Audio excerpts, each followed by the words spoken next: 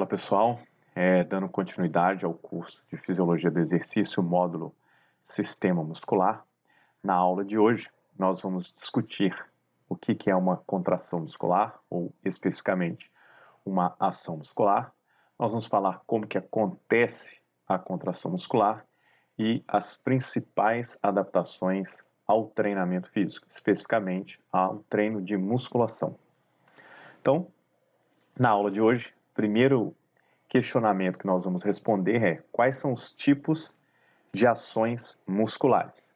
E quando a gente fala em ação muscular, a gente vai ter alguns sinônimos que são frequentemente utilizados, tanto por anatomistas quanto pelo pessoal que estuda cinesiologia, biomecânica, fisiologia do exercício, pessoal da fisioterapia e da educação física. Então, a primeira coisa a gente entender é uma contração muscular ou uma ação muscular. Qual que seria o termo adequado para a gente utilizar na prática profissional e também na parte científica? Se a gente buscar, o termo contração, a palavra contração, aí a gente pegar no dicionário, o próprio Pasquale, ele define como contração a ação ou o efeito de contrair. E a contração, ele está relacionado com encolhimento.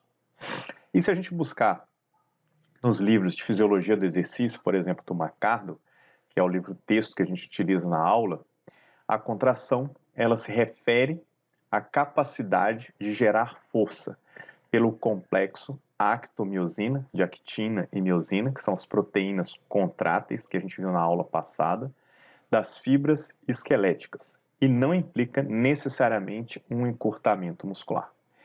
Essa definição do McArdle ela é mais abrangente. Se a gente comparar a definição fisiológica do McArdle com a definição do dicionário, ele já está excluindo, falando que não é apenas a contração está relacionada com o encolhimento. Ou seja, por quê? Existem tipos de ação muscular que estão relacionadas com o encolhimento ou encurtamento do ângulo articular e outras ações musculares que estão relacionadas com o aumento do ângulo articular. Então, se a gente quiser ser mais detalhista, mais preciosismo, um preciosismo principalmente na literatura em português, a gente deve se utilizar não contração, mas sim ação. Então, se você quer evitar confusões, a gente utiliza o termo ação muscular. Porque a ação muscular, ela está correta tanto do ponto de vista do português clássico, tá, quanto do ponto de vista fisiológico. Mas isso é mais do ponto de vista aí, didático, para vocês entenderem que existem essa diferença entre contração e ação muscular. Então, a contração muscular, lembrando, do ponto de vista lá do dicionário do português, ela está relacionada apenas com encurtamento, com a ação de contrair. Do ponto de vista fisiológico e anatômico, essa palavra contração ela é o que? Mais abrangente. Ou seja, ela pode estar relacionada tanto com o encurtamento muscular, quanto o alongamento muscular e quanto ele estiver estático, que é o que eu vou mostrar nos tipos de ações musculares. Bom, então quais são os tipos de ações musculares que nós temos? Nós temos o primeiro tipo aí, que é o que a gente chama de ação muscular concêntrica, ou também conhecido como ação positiva, que é representado pela imagem superior ao lado esquerdo. O que a gente observa ali? A gente observa ali a articulação do cotovelo, fazendo um movimento de flexão do cotovelo. Ou seja, o que eu estou fazendo aqui? Eu faço a minha flexão do cotovelo. Então, imagine que eu estou com uma resistência, no caso um halter, na minha mão, e eu faço uma flexão do cotovelo. Quando eu estou fazendo uma flexão de cotovelo, eu estou falando com o meu córtex motor para mandar uma informação para um músculo ou um grupo muscular, manda essa informação para um músculo ou um grupo muscular, gerar uma força, gerar um torque maior para eu vencer a minha dada resistência. Então, toda vez que o meu córtex motor manda uma informação para um músculo ou um grupo muscular que gere um torque que é capaz de vencer a minha resistência, no caso a resistência aí é o halter, eu tenho uma ação muscular concêntrica ou positiva. E uma outra característica da ação concêntrica ou positiva é que eu tenho uma redução do ângulo articular. Então eu vou ter a redução do ângulo articular e também associada a um encurtamento do meu ventre muscular, ou seja, meu ventre muscular ele vai reduzir, eu tenho um encurtamento. Então o que é uma ação concêntrica? É quando o meu sistema nervoso central, o córtex motor, manda a informação para um músculo ou um grupo muscular que gere força, que gere torque, que seja superior à minha resistência, no caso o halter, fazendo com que eu tenha uma redução do meu ângulo articular e um encurtamento do músculo. Por outro lado, eu também posso ter a minha ação isométrica ou estática, que é quando o meu sistema nervoso central, o córtex motor, manda uma informação para o músculo ou um grupo muscular gerar um torque ou produzir uma força, no qual ele nem consegue vencer a resistência e nem frear a resistência. Ele vai o quê? Sustentar a minha resistência, sustentar o halter. Então, não vai acontecer o que é alteração do ângulo articular. E não vai ter o que? Nem encurtamento e nem alongamento do músculo. Mas existe o que? Uma ação muscular. Isométrica é o que? Medida, métrica, iso igual. Ou seja, eu vou manter, tá, o músculo em isometria. Ou seja, não tem alteração no ângulo articular. E o terceiro tipo de ação muscular é a ação excêntrica, ou também conhecida aí como negativa. A ação excêntrica ou negativa é quando o meu córtex motor, sistema nervoso central, manda uma informação para um músculo ou um grupo muscular, que faz o quê? Vai gerar uma tensão, gerar um torque, gerar uma força capaz de frear, tá? Ou frenar a minha dada resistência. Ou seja, eu vou fazer com que eu produza uma força para não deixar o peso cair de uma vez. Ou seja, eu estou controlando a descida, no caso aqui, a descida do halter. E aí o que a gente observa? Um aumento do ângulo articular e um alongamento do músculo. Então, a ação excêntrica é quando um músculo, tá, o sistema nervoso central, manda uma informação para um músculo ou um grupo muscular para gerar uma tensão, gerar um torque, que eu tenha capacidade de frenar ou frear uma dada resistência. E aí, à medida que eu vou fazendo o movimento, a ação excêntrica, eu vou aumentando o meu ângulo articular. Então, essa é a minha ação excêntrica ou negativa. Agora que você já sabe os tipos de ação muscular, a gente vai entender como que acontece a ação muscular, ou, do ponto de vista fisiológico, como que acontece a contração muscular. Quais são os eventos químicos, quais são os eventos elétricos que devem ocorrer para gerar as ações musculares, concêntrica, isométrica ou excêntrica. Então, quais são esses eventos químicos e elétricos que ocorrem durante a ação muscular? Bom, quando a gente fala em ação muscular ou contração muscular, a gente vai ter o quê? Uma interação do sistema nervoso central com a minha célula muscular, com o meu músculo.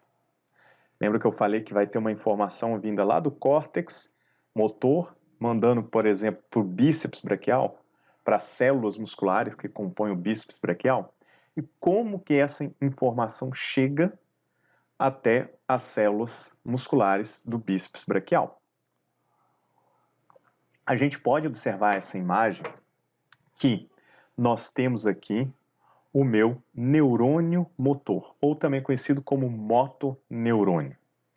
O meu motoneurônio, na parte final aqui, parte mais periférica, é o que a gente chama aí de terminal axônico, ou seja, é o terminal do meu axônio, do meu motoneurônio. Isso é o que a gente chama aí de botão sináptico. E o que tem nesse terminal axônico? Então aqui a gente tem o meu motoneurônio, ou neurônio motor. Aqui a gente tem a minha fibra muscular. Então a junção entre o meu motoneurônio e a fibra muscular, nós vamos chamar de junção neuromotora, que nada mais é que a sinapse entre o meu neurônio motor e a minha fibra muscular. Lembrando que não tem contato físico, ou seja, tem um espaço entre o meu neurônio motor e a minha fibra muscular. Não existe esse contato físico aqui. Então existe sempre um espaço entre o neurônio motor e a fibra muscular, que está representado nessa imagem aqui.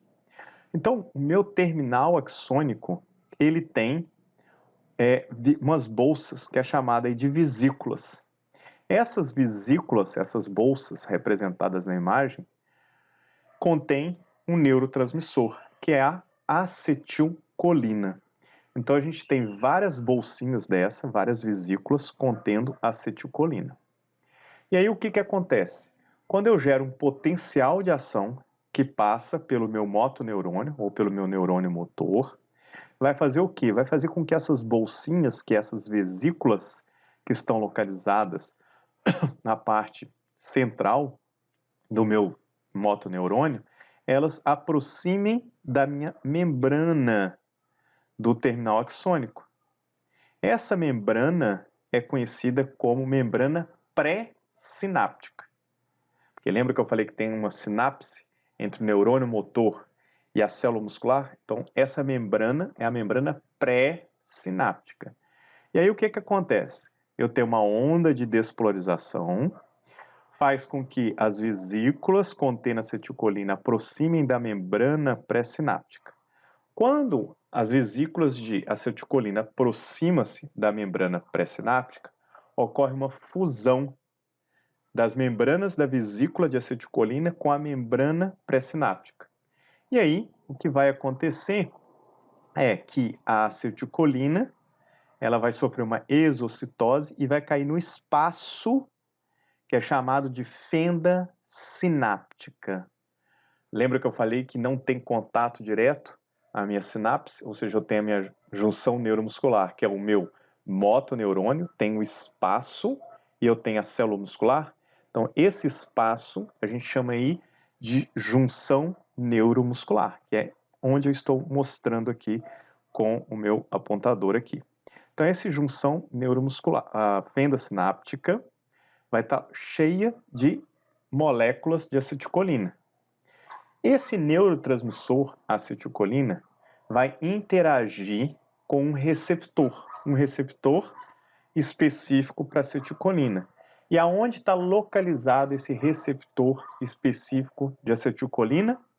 Na membrana pós-sináptica, que é aonde? Na membrana do músculo, da célula muscular, que está marcado aqui pelo meu apontador. Então eu tenho a minha membrana pós-sináptica que está cheio de receptor para acetilcolina. Quando a acetilcolina interage com o receptor de acetilcolina, eu tenho uma mudança de conformação que vai abrir canais para a entrada de sódio. Então eu tenho um influxo maior de sódio para dentro da célula muscular. Então começa a entrar mais sódio para dentro da célula muscular e sair menos potássio. Consequentemente, eu vou gerar um potencial de ação. Ou seja, lembra daquele potencial de ação que veio lá do meu motoneurônio? Ele vai ser transferido para onde? Para a célula muscular. E especificamente aonde que vai acontecer esse potencial de ação? Pelos túbulos T. Nós falamos na aula passada sobre a função dos túbulos T. Quais eram as funções? Qual era a função do túbulo T? Passar o quê? Conduzir o potencial de ação. Então, o potencial de ação vai passar pelo túbulo T. Ao chegar o potencial no túbulo T, o potencial de ação chegar no túbulo T, no túbulo T eu tenho um portão, que é o que a gente chama de DHP. Ou seja, é um portão, um canal que chama D, tá? De dihidropiridina, que é um canal que vai ativar um outro canal. um outro receptor específico, um receptor que é o RYR, que é o receptor de rianodina. O que esse receptor de rianodina faz? Quando ele é ativado, o receptor de rianodina, ele vai abrir um portal, vai abrir um portão e vai sair um monte de íons de cálcio. Aonde que é a reserva de íons de cálcio na célula muscular? No retículo sarcoplasmático. Então a gente pode observar nessa imagem o retículo sarcoplasmático cheio de íons de cálcio. Então, potencial de ação passou pelo túbulo T, ativou o meu canal DHP, que por sua vez ativou o meu canal, tá? O meu receptor de rianodina, que vai fazer o quê? A liberação dos íons de cálcio, de onde? Do retículo sarcoplasmático para o citossol.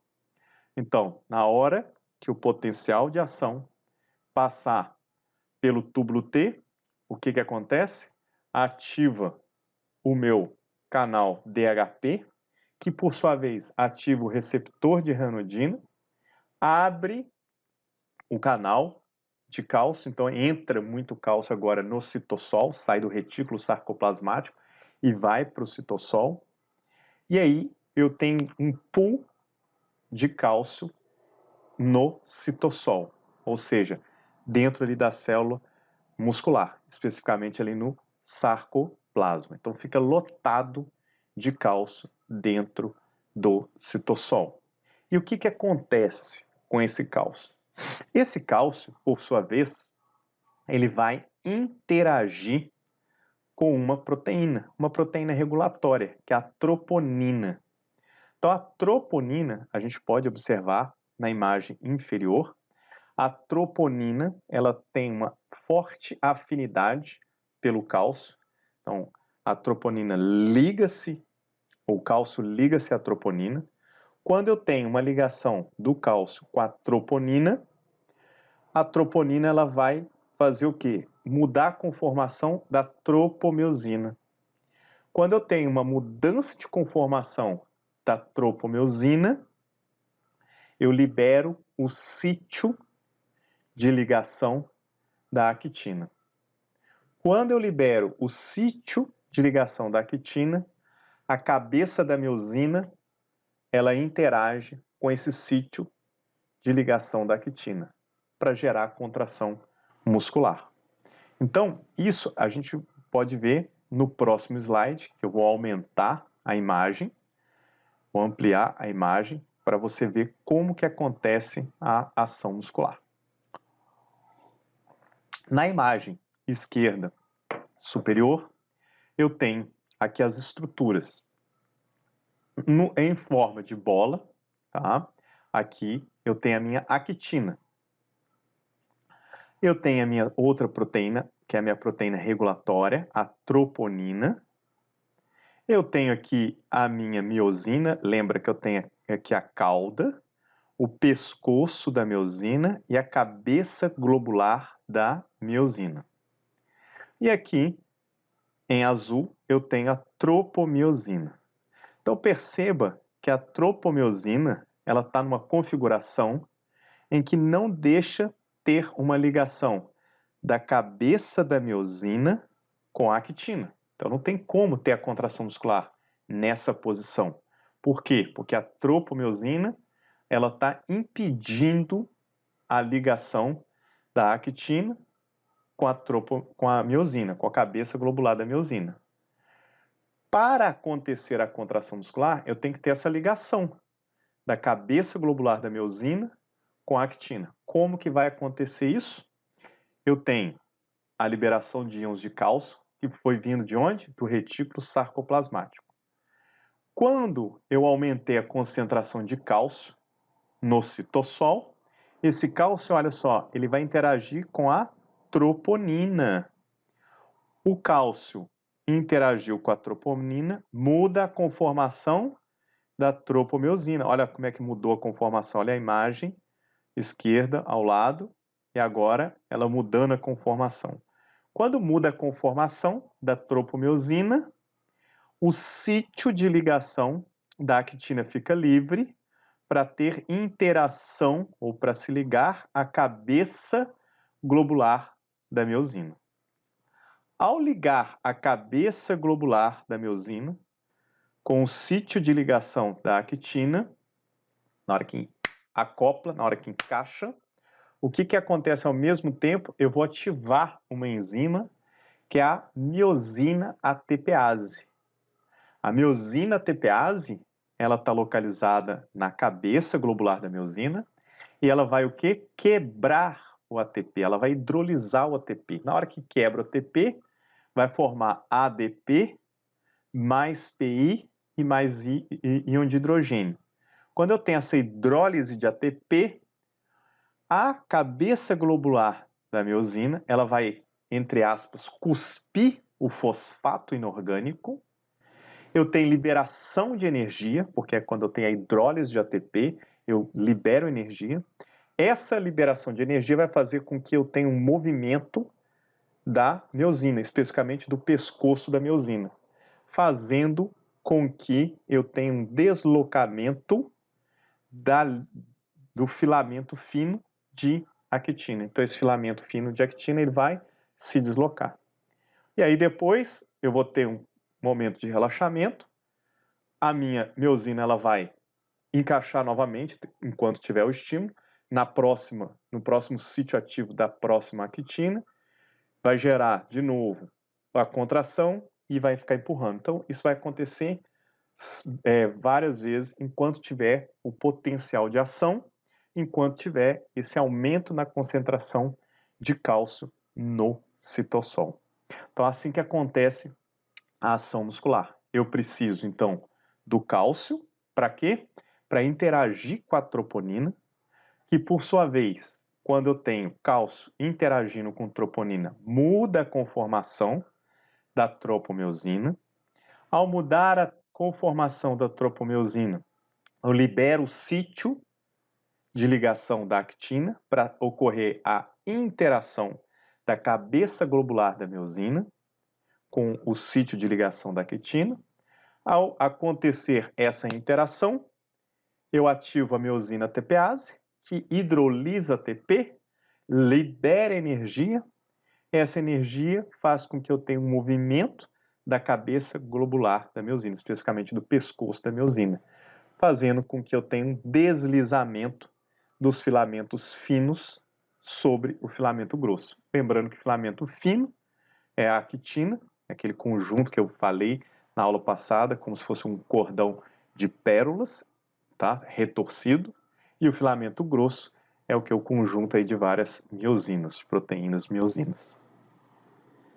Então, aumentou os níveis de concentração de cálcio, o cálcio se liga à troponina C especificamente, eu tenho uma mudança de conformação da tropomiosina, a ligação da cabeça globular da miosina com o sítio de ligação da actina e, por fim, eu tenho a hidrólise de ATP liberando energia e gerando aí a ação muscular, especificamente aí a contração muscular. Basicamente, a gente pode observar nessa imagem, tá, de forma mais dinâmica, como que acontece. Em laranja, a gente tem aí as moléculas, né, de actina, né, que é o meu filamento fino, compõe o filamento fino. A gente tem aqui, ó, na imagem, a troponina C. A bolinha amarela é o íon de cálcio.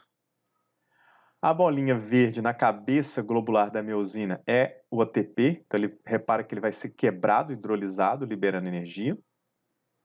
E esse cone em cinza é o magnésio, porque além do que eu falei anteriormente, da concentração de cálcio adequada, eu preciso também de concentrações de magnésio, porque a miosina ATPase, que é a enzima que quebra o ATP em ADP, PI, fosfato inorgânico e íon de hidrogênio, ela depende de magnésio. Então a gente pode observar a miosina ATPase mais o ATP, ou seja, ela hidrolisando o ATP, formando ADP, PI e liberando íons de hidrogênio.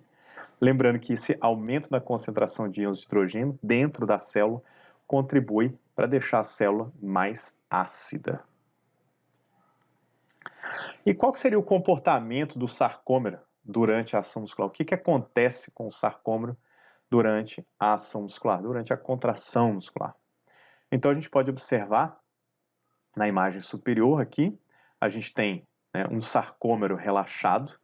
Lembra o que é o conceito de sarcômero? É a distância de um disco Z até outro disco Z. E aí a gente tem as estruturas, que é a banda I, a banda A, a linha M. Lembrando que a banda I é formada por apenas filamentos finos. A banda A ela é formada por filamentos finos e grossos. E a zona H ela é formada apenas pelos filamentos grossos. O que acontece, né, durante a ação muscular, durante a contração muscular? A gente viu que a cabeça globular da miosina interage com o sítio de ligação da actina, e aí eu tenho a hidrólise ATP e vai empurrar, né, o meu filamento fino. E aí depois vem uma nova ação muscular, uma nova ligação entre a cabeça globular e empurra novamente. Basicamente, se a gente pensar de ponto de vista, fazendo uma analogia, é como se a gente subisse numa corda. Cada mão minha representaria uma cabeça globular e os pés meus também representariam uma cabeça globular da miosina. Então eu subiria a minha corda. Então cada vez que a minha mão encostar na corda e puxar, ali é o que está acontecendo aqui, uma hidrólise de ATP, e eu fazendo um movimento aí da corda deslizando sobre as cabeças globulares da miosina. Bom, então quando acontece uma ação muscular, a gente vai ter um movimento aí de deslizamento dos filamentos finos sobre os filamentos grossos. E isso é conhecido como teoria dos filamentos deslizantes. E quem propôs isso, na época, foi um fisiologista famoso, que é a teoria de Hülix. Bom, e o que acontece quando a gente tem uma contração muscular? O que acontece com as bandas I, com a banda H, com a banda A e com a zona H? Se a gente observar, olha só, a banda I, ela vai diminuir de tamanho. Ou seja, chega menos até da metade o tamanho dela. Lembrando, o que é a banda I? Formada por apenas filamentos finos. Lembra que os filamentos finos, durante a contração muscular, eles vão se deslizar sobre os filamentos grossos. Então, eles deslizando, eu vou diminuir por mais da metade o tamanho da minha banda I. Por outro lado, a banda A, o que é a banda A?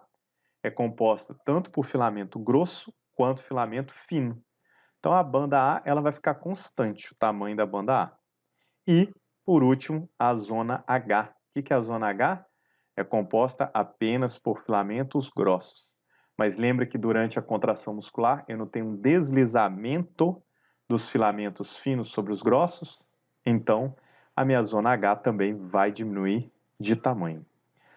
Então, quando a gente tem uma contração muscular, o que acontece com o sarcômero? Uma redução da banda I, uma redução da zona H. Por quê? Porque existe um deslizamento dos filamentos finos sobre os filamentos grossos. E a banda A, ela permanece constante. Aqui a gente tem essa imagem do ponto de vista esquemático e aqui a gente observa esse comportamento da contração muscular por uma microscopia eletrônica.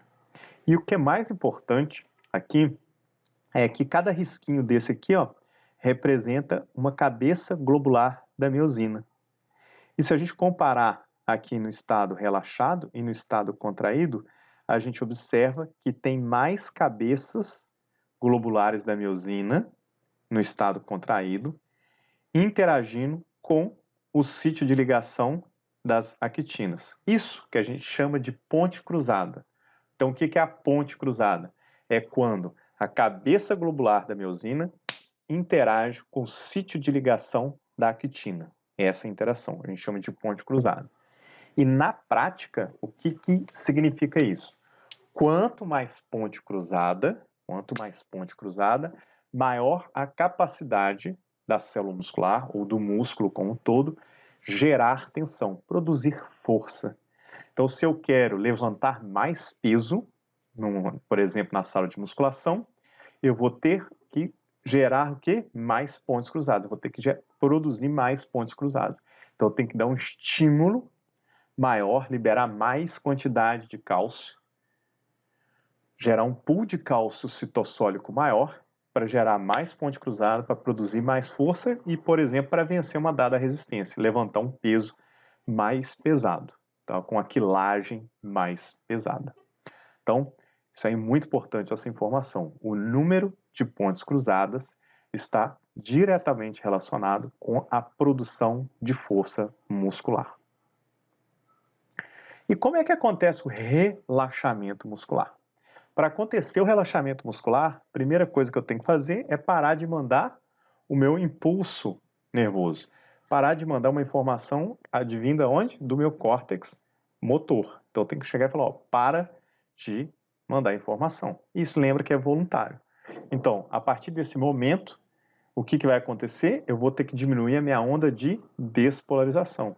Então eu vou parar de mandar a minha despolarização. Além disso, eu tenho que também cessar a minha via de sinalização lá na junção neuromuscular. Especificamente, quem que fazia essa sinalização que a gente viu anteriormente? Um neurotransmissor, a acetilcolina. Então, a primeira coisa, eu vou desligar, entre aspas, a ativação da minha acetilcolina. Como que eu vou fazer isso? Lá na minha membrana do músculo, que é o que a gente chama de membrana pós-sináptica, né? Lembra, membrana pré-sináptica é do meu terminal axônico. Aí eu tenho a fenda sináptica, que é o espaço, e eu tenho a membrana do músculo. Ali eu vou chamar de membrana pós-sináptica, porque vem depois da sinapse. Então, na minha membrana pós-sináptica, eu vou ter uma enzima específica. E nessa enzima específica é a chamada de acetilcolinesterase. O que essa enzima vai fazer? Ela vai quebrar a acetilcolina, degradar a acetilcolina. Quando ela degrada a acetilcolina, lá na fenda sináptica, o meu motoneurônio, meu terminal axônico ali, ele vai reabsorver a colina, vai juntar, vai reabsorver a acetilcolina e vai formar, né, vai reabsorver a acetil, vai juntar com CoA e vai formar uma nova acetilcolina. Ali eu tenho uma enzima específica que é a acetiltransferase. Então, o que a acetiltransferase vai fazer? Ela vai pegar a colina mais o acetil e formar acetilcolina, a enzima acetiltransferase. Então, uma coisa que é importante para acontecer o relaxamento muscular, a primeira coisa que a gente tem que fazer é degradar a acetilcolina. Quem faz isso é a acetilcolinesterase, uma enzima que está localizada na membrana pós-sináptica. Então, ela degrada a acetilcolina. Quando ela degradou a acetilcolina, para de acontecer o quê? A informação, a onda de despolarização lá nos túbulos T vão cessar.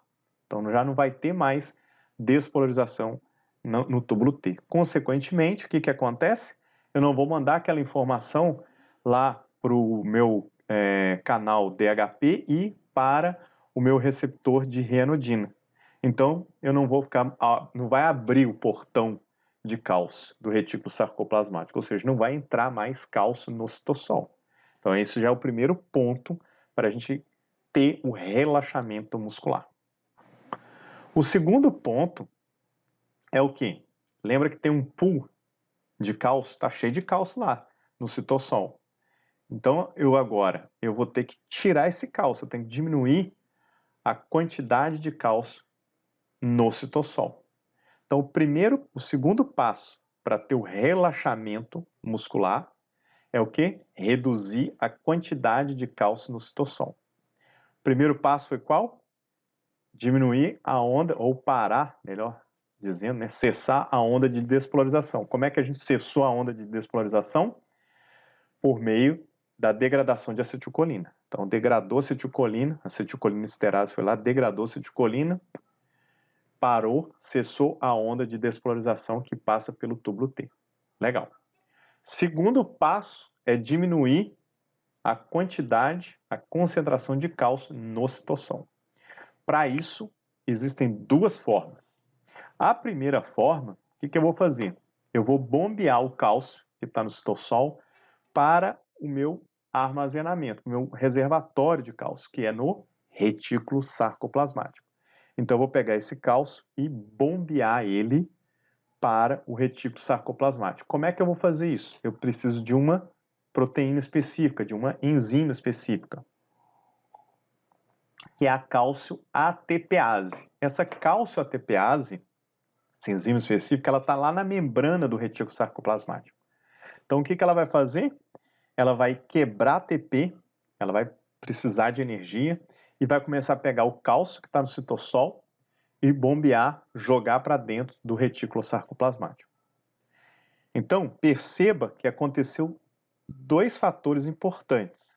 Eu não ativei mais o canal de ranodina. Lembra que o canal de ranodina é para fazer o contrário, para jogar o cálcio para dentro do citossol. Isso foi parado, foi cessado. Por quê? Porque eu cancelei o meu potencial de ação passando pelo túbulo T. Segundo ponto, o que eu fiz? Eu comecei a jogar cálcio de volta para o retículo sarcoplasmático. Como que acontece isso? Eu preciso da cálcio ATPase. A cálcio ATPase está localizada onde? Na membrana do retículo sarcoplasmático. Ela precisa de energia, precisa de ATP para pegar esse cálcio e jogar para dentro do retículo sarcoplasmático. Consequentemente, como eu estou jogando cálcio para dentro do retículo sarcoplasmático, está diminuindo a quantidade de cálcio no citossol. Legal. Uma outra forma que vai ajudar a diminuir mais rapidamente a quantidade de cálcio no citossol é eu pegar esse cálcio e jogar para o líquido extracelular, para fora da célula muscular. E para isso eu vou precisar de uma proteína antiporte, tá? Essa proteína antiporte é conhecida como NCX. O que ela faz? Ela joga cálcio para fora da célula, para o líquido extracelular, e coloca sódio para dentro da célula. Então ela cospe, entre aspas, cálcio para fora da célula e joga sódio para dentro. Mas para manter esse equilíbrio eletroquímico da célula, o que eu vou precisar? De uma outra proteína, que é a sódio-potássio, ATPase, no qual ela vai pegar esse sódio que veio lá da entrada da outra proteína antiporte NCX, voltar com ele para fora e colocar potássio para dentro, para manter esse equilíbrio eletroquímico.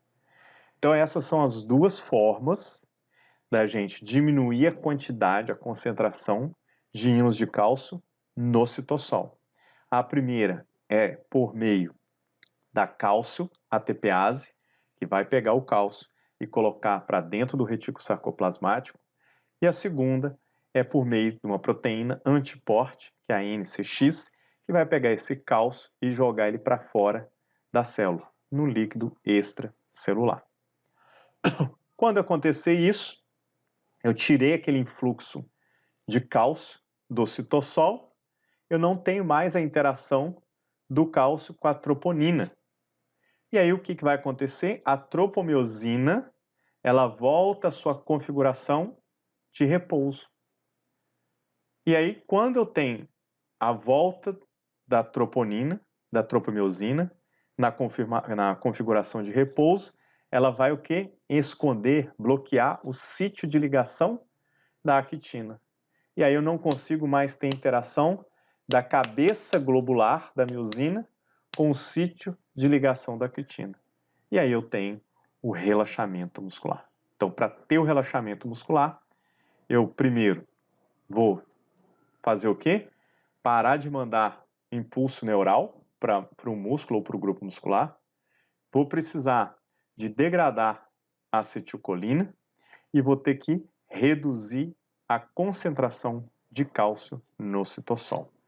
E feito esses eventos, eu não vou ter mais a interação da cabeça da miosina com o sítio de ligação da actina.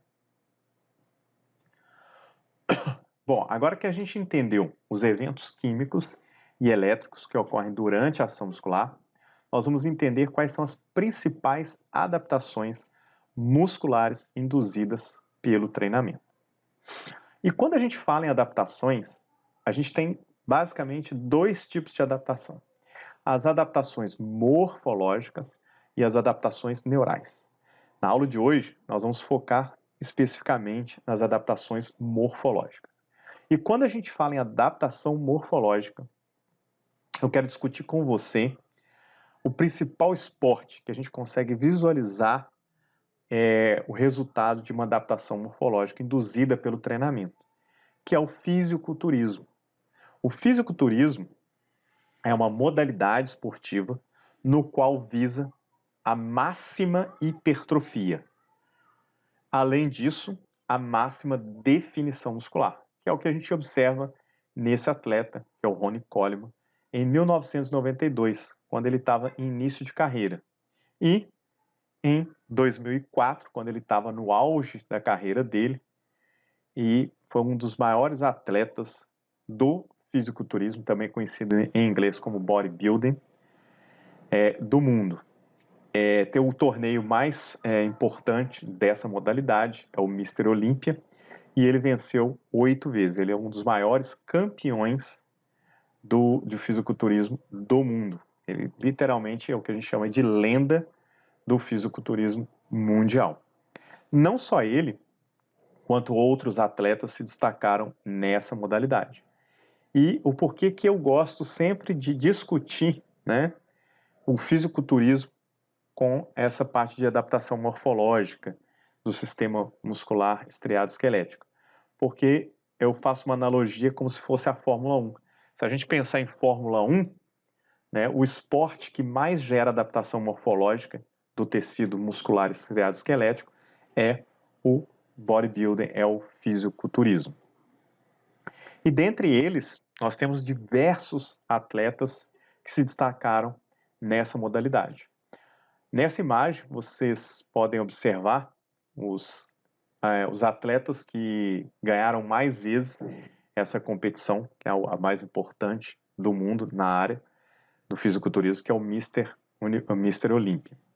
Ou seja, aqui nós temos atletas desde a década de 70 até os dias atuais, no qual eu quero destacar alguns atletas, todos eles são excelentes atletas de elite, mas quero destacar aqui, basicamente, o Arnold Schwarzenegger, que além de atleta, ele foi um excelente, né? É um excelente profissional, uma excelente pessoa, que ele é muito diferenciado. Por quê? Porque ele conseguiu se destacar tanto no meio esportivo, quanto na área artística, que é o cinema, foi um dos grandes atores na época de filmes de ação, e também na política. Então isso é muito difícil, uma pessoa conseguir se destacar em 3 áreas totalmente diferentes. E ele foi um dos ícones aí, tanto na modalidade esportiva, quanto do cinema, quanto da política. Outros 2 atletas que eu quero destacar aqui é o Coleman, que é esse que eu mostrei na foto anterior. Ele, junto com Lee Haney, eles foram os maiores campeões do Mr. Olympia, foram 8 vezes campeões. E, por último, o Phil Heath, que foi 7 vezes campeão também. Então, esses 4 atletas são atletas aí que merecem destaque. Até hoje, né, alguns consideram aí o maior, né, de todos aí, apesar de ter menos título, o Arnold Schwarzenegger. E por que eu quero falar, né, desses atletas? Para a gente entender o conceito de hipertrofia muscular. Então, o que é hipertrofia muscular? Hipertrofia muscular, para a gente facilitar a definição, é só olhar para esses atletas e comparar com a gente, nós que não somos atletas. Ou seja, a gente observa claramente um aumento do volume muscular. Então, hipertrofia muscular está relacionado com o aumento do volume muscular, um aumento da área de secção transversa. Então, se a gente para a definição de hipertrofia muscular, é simplesmente aumento da área de secção transversa, um aumento do volume muscular. Porém, existem algumas divergências aí por cientistas, no qual alguns classificam aí a hipertrofia miofibrilar e hipertrofia sarcoplasmática. A hipertrofia miofibrilar está relacionada com a hipertrofia das miofibrilas.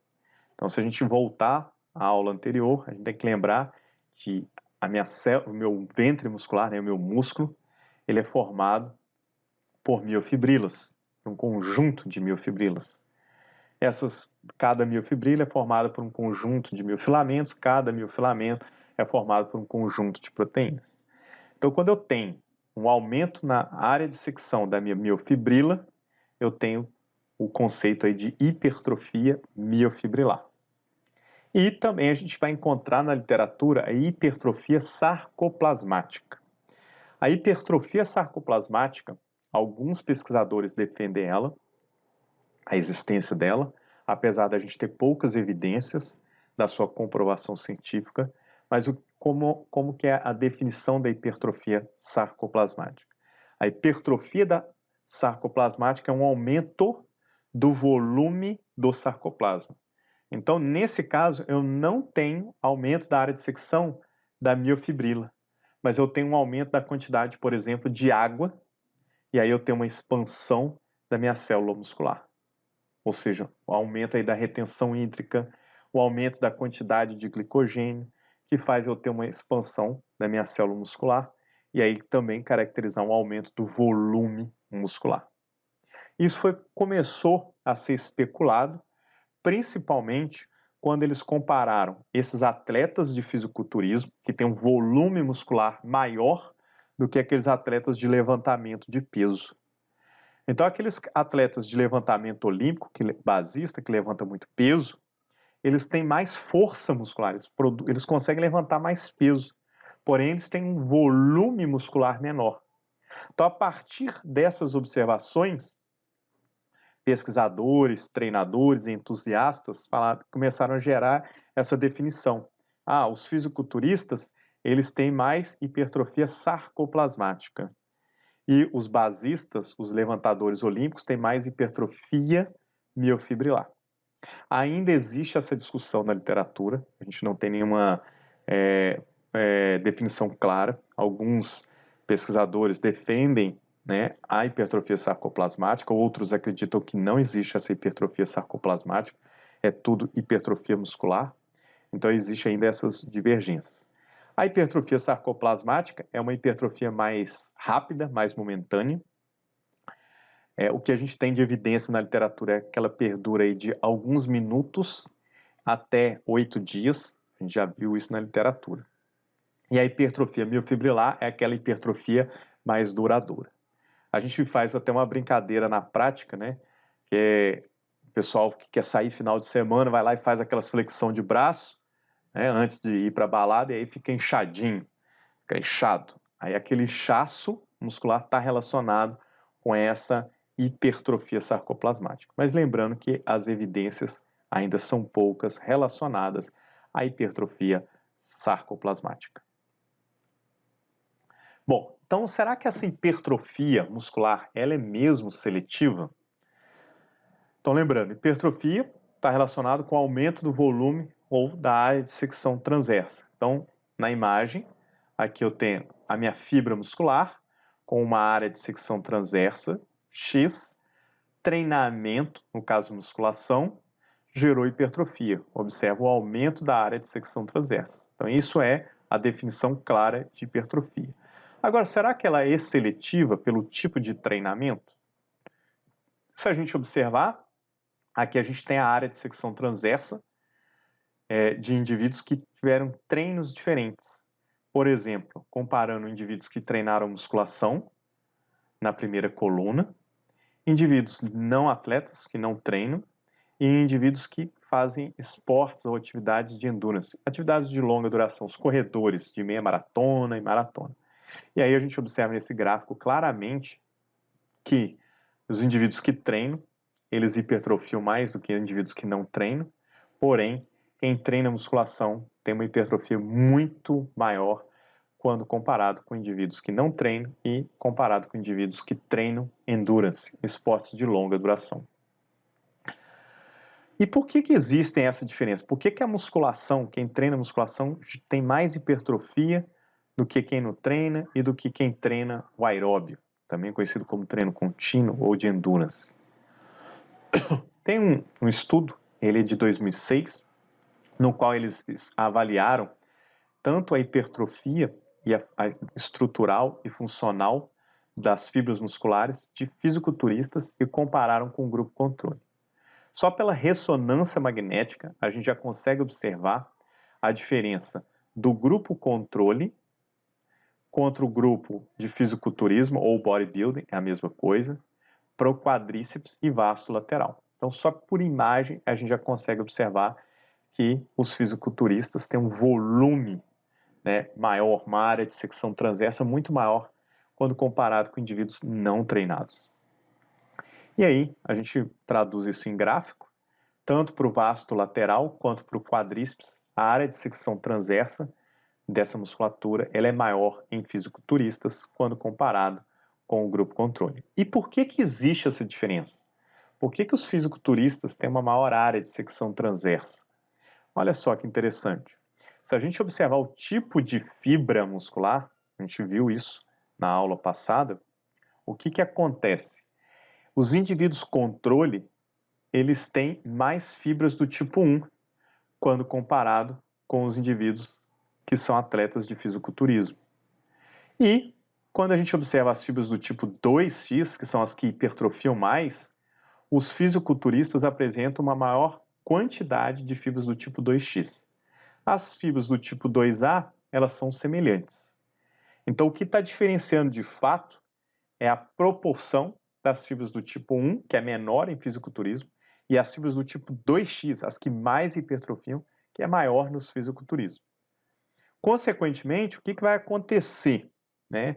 Só por causa dessa proporção na distribuição do tipo de fibra muscular.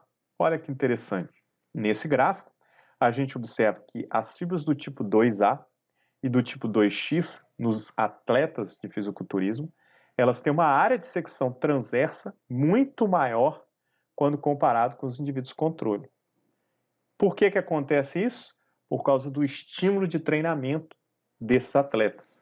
Então, você treinar musculação, dependendo da intensidade do treino, é claro, de musculação, você aumenta a área de secção transversa, especificamente das fibras do tipo 2A e 2X.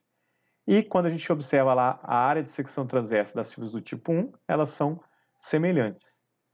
Por quê? Porque o treino ele é específico. Se a gente observasse esses dados em atletas de endurance, indivíduos que fazem corrida de longa duração, as fibras do tipo 1, elas iam hipertrofiar mais do que o indivíduo controle. E aí, consequentemente, quando a gente tem uma área de secção transversa maior nas fibras do tipo 2A e do tipo 2X, os indivíduos que são atletas de fisiculturismo apresentam uma potência, uma capacidade de produzir força maior quando comparado com o controle.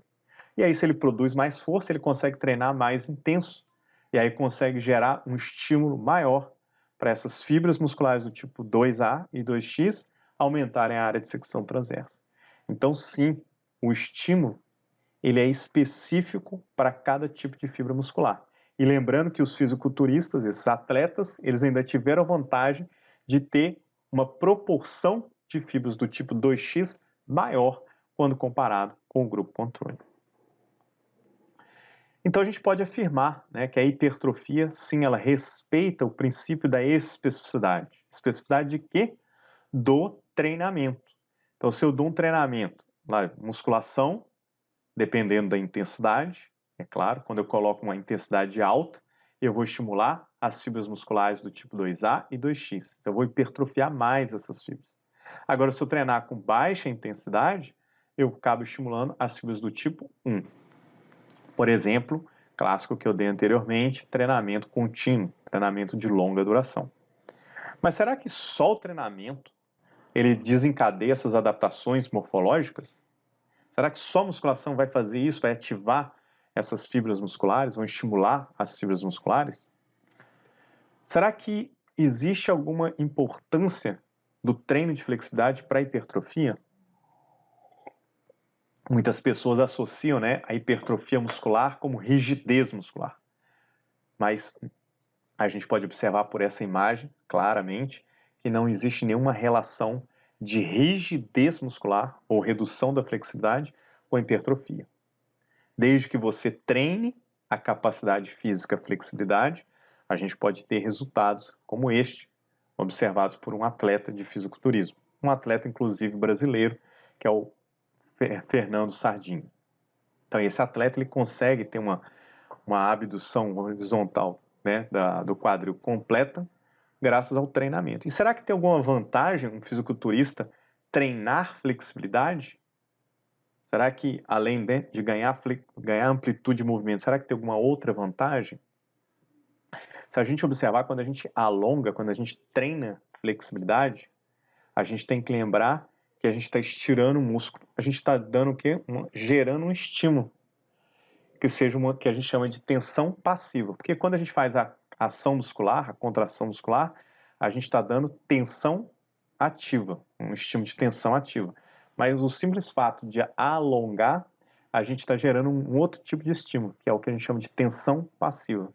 E essa tensão passiva é capaz também de gerar hipertrofia. Só que um outro tipo de hipertrofia, que é quando a gente tem acondicionamento, aumento do número de sarcômeros em séries. Então, tensão passiva, que é feita por alongamento, a gente estimula o acondicionamento de sarcômeros em séries. Quando eu gero uma tensão ativa, que é o treino lá de musculação, eu vou estimular a adição de sarcômeros em paralelo.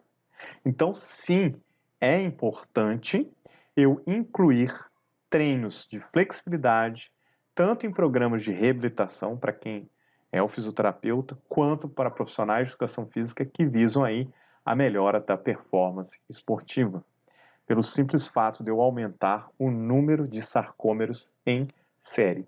E se eu aumento o número de sarcômeros em séries, quanto maior o número de unidades funcionais, maior a capacidade de produção de força. Então, sim, eu consigo aumentar o número de sarcômeros em séries pelo treino de flexibilidade e um treino de musculação aumentar o número de sarcômeros em paralelo. Então, novamente, a hipertrofia muscular, ela sim respeita o princípio da especificidade, mesmo eu gerando um estímulo de tensão ativa, com musculação, quanto comparado com tensão passiva, que é o estímulo aí do treino de flexibilidade.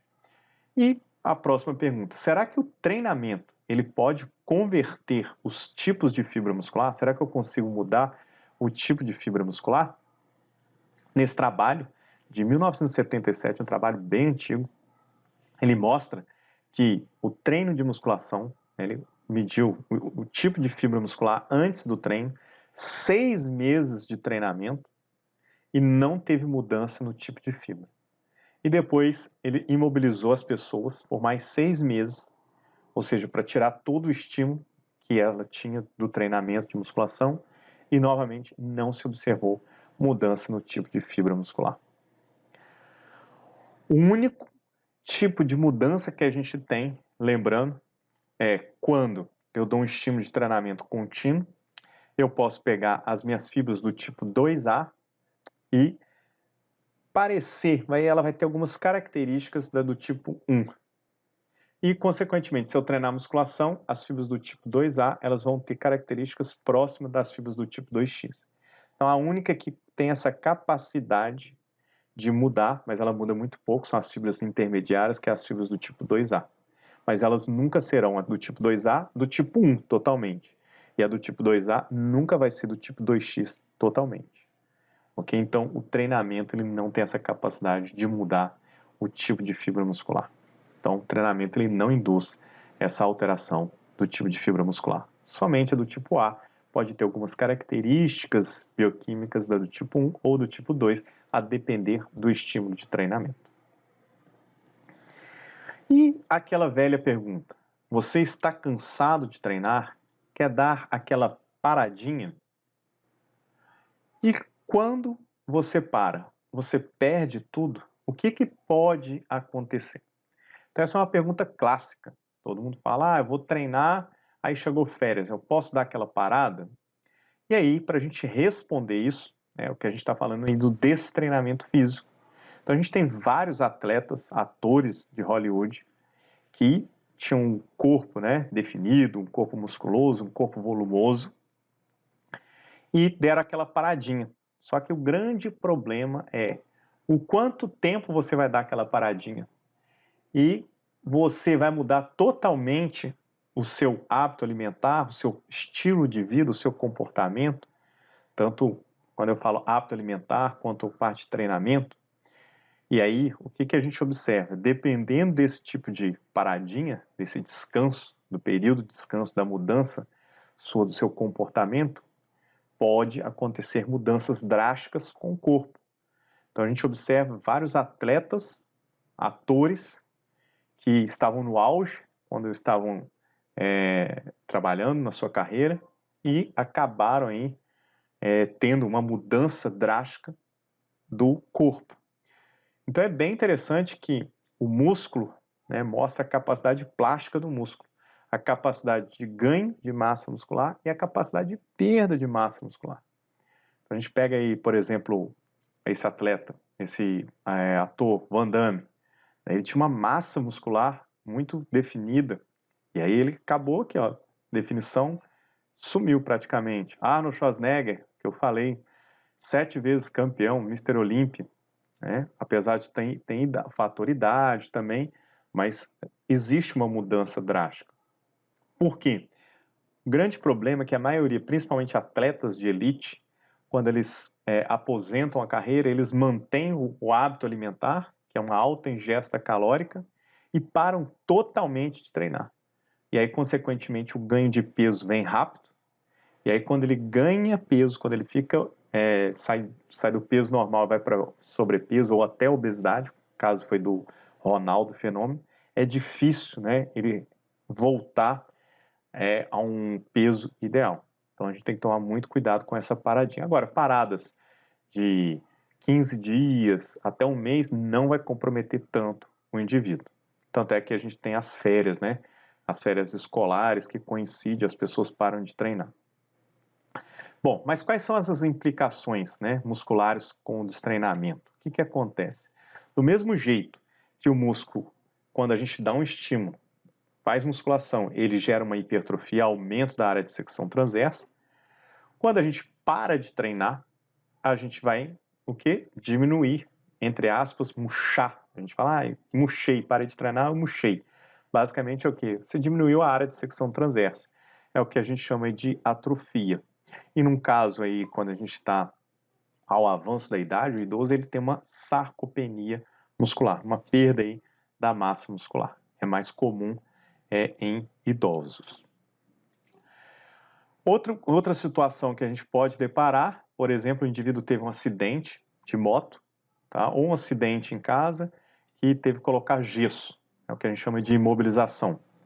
E aí ele colocou o gesso numa perna, e aí passa um tempo, quando ele tira o gesso, ele observa aí que teve uma diminuição no volume muscular. Por quê? Porque não teve mais estímulo, um estímulo de tensão. Ele ficou imobilizado e aí acaba o quê? Gerando uma atrofia muscular daquele membro. E aí eu vou precisar, naquele determinado momento, do fisioterapeuta para dar estímulo mecânico, contração muscular, para gerar aí a hipertrofia muscular novamente, até ter uma simetria do volume muscular da perna direita com a perna esquerda, ou do membro direito com o membro esquerdo. E isso a gente observa nesse gráfico, a implicação muscular aí com o desuso. Então aqui a gente tem no eixo X o número de sarcômeros. Aqui eu tenho quando o músculo é imobilizado, ou seja, ele coloca gesso, é um experimento. Quando eu tenho o gesso, o que vai acontecer? Imobilizei, parei de dar estímulo tensional, que ele está imobilizado, e observo uma queda do número de sarcômeros ao longo da semana. E aí depois eu retiro esse gesso, começo a fazer fisioterapia e eu observo um aumento do número de sarcômeros. Então, o que está mostrando esse gráfico aqui? O que é importante a gente tirar de informação? Que a tensão, o estímulo de tensão, seja a tensão ativa, seja a tensão passiva, ela é fundamental para estimular o músculo, para aumentar o número de sarcômeros. Se eu tiro esse estímulo de tensão, no caso, como é que eu fiz isso? Colocando gesso, eu diminuo meu número de sarcômeros. Diminuiu o número de sarcômeros, o que acontece? Na prática funcional, eu perco força. Então, quanto menor o número de sarcômero, menor a capacidade do indivíduo produzir força. Por isso que quando o indivíduo quando ele remove o gesso, ele acaba o quê? Tendo dificuldade, por exemplo, de andar, se for no caso do membro inferior, porque ele perdeu muita força. Então tem que tomar muito cuidado. Indivíduos acamados também, que ficam muito tempo acamado, quando ele vai levantar, muitas vezes ele não consegue nem ficar de pé, porque ele não tem força de membros inferiores. Então o trabalho, né, de força muscular de fisioterapia, ele já tem que começar lá no hospital, no leito, para ele não perder muita força e quando ele for liberado, ele pelo menos conseguir se manter de pé. Então, a tensão, seja ela passiva, seja ela ativa, é um fator importante, um fator significativo para a manutenção de adicionamento ou aumento do número de sarcômeros. E quando a gente fala em idoso, a gente tem um outro problema. Por quê? O idoso, à medida que a gente envelhece, a maioria dos idosos, eles começam a ficar mais sedentários. E se ele fica mais sedentário, lembra? Eu diminuí o meu estímulo de tensão passiva e tensão ativa. Se eu diminuo o estímulo de tensão, o que acontece? Diminui o número de sarcômeros. E o próprio fator idade, à medida que a gente envelhece, a gente vai tendo morte das células musculares. E especificamente de qual tipo? Das células do tipo 2X. Ou seja, a gente tem perda das células do 2X, que são o tipo de fibra muscular que mais produz força, que mais produz volume muscular. E aí, consequentemente, o idoso ele produz menos força. Então, se a gente comparar um jovem com um idoso, por que o jovem ele tem mais força? Porque ele tem um maior número de fibras musculares e, especificamente, tipos de fibras musculares do tipo 2X. E o idoso, o que ele vai ter que fazer? Ele tem que treinar, tem que manter esse idoso ativo para manter o estímulo e para manter um número de sarcômeros elevado, para ele conseguir produzir força adequada para ele realizar as atividades da vida diária. E o que seria a hiperplasia das fibras musculares? A hiperplasia é um outro termo no qual é definido com aumento do número de fibras musculares. Então aqui eu tenho uma fibra muscular e aqui eu tenho duas fibras musculares. Eu tive uma multiplicação das fibras musculares. E a grande pergunta que é feita pela ciência é: será que o treinamento ele consegue gerar hiperplasia, aumento do número de fibras musculares? Essa é a grande pergunta que a ciência tem a responder. A gente viu que a hipertrofia, sim, que é o aumento do volume da fibra muscular. Mas a hiperplasia muscular, ela foi primeiro descrita em modelos animais e vem sendo estudado em modelos humanos. E o que a gente tem de informação quando a gente compara modelos animais e modelos humanos em relação à hiperplasia das fibras musculares? O que dizem as evidências? A hiperplasia das fibras musculares em modelo animal já é bem documentado.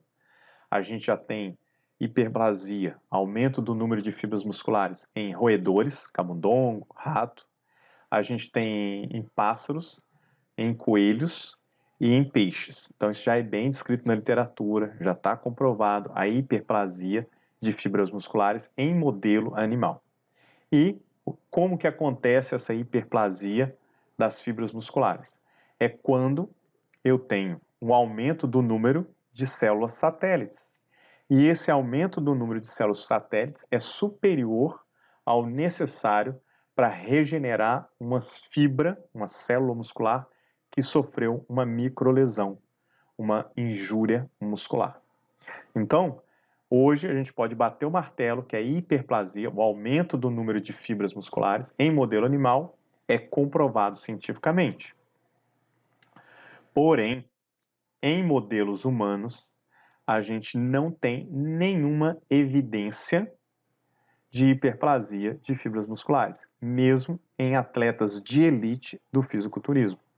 Porque essa especulação acontecia principalmente em atletas de fisiculturismo. Mas já em 86, esses dois pesquisadores, o Taylor e o Wilkinson, eles pesquisaram os atletas e verificaram aí que não tem diferença, mesmo um atleta de elite que utiliza esteroide anabolizante, eles não têm hiperplasia de fibras musculares em humanos. Então a gente não tem nenhuma evidência ainda.